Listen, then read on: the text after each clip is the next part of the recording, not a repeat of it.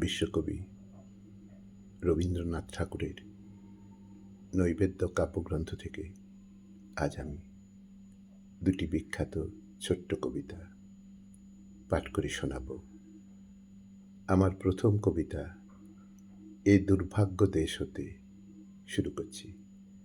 এ দুর্ভাগ্য দেশ হতে হে মঙ্গলময়, দূর করে দাও তুমি সর্বতুচ্ছ ভয়, লোক ভয়, রাজভয়, মৃত্যু ভয়, আর দিন প্রাণ দুর্বলের কে পাষাণ ভার। এই চিরপেশন যন্ত্রণা, ধূলিতলে এই নিত্য অবনতি, দণ্ডে পলে পলে এই আত্ম অবমান, অন্তরে বাহিরে এই দাসত্বের রজ্জু, ত্রস্ত নত শিরে সহস্রের পদপ্রান্ত তলে বারংবার মনুষ্য মর্যাদা গর্ব চিরপরিহার।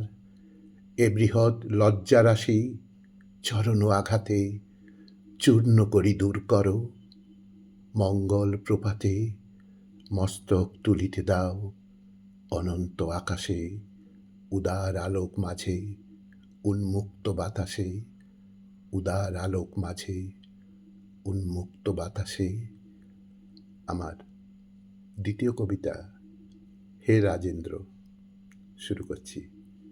হে রাজেন্দ্র, তব হাতে কাল অন্তহীন, গণনা কেহ না করে।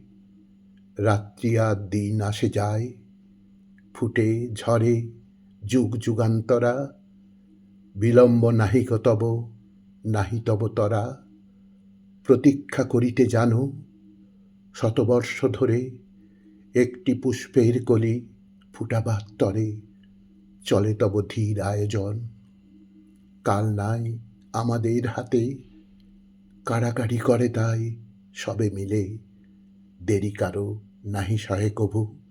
আগে তাই সকলের সব সেবা প্রভু।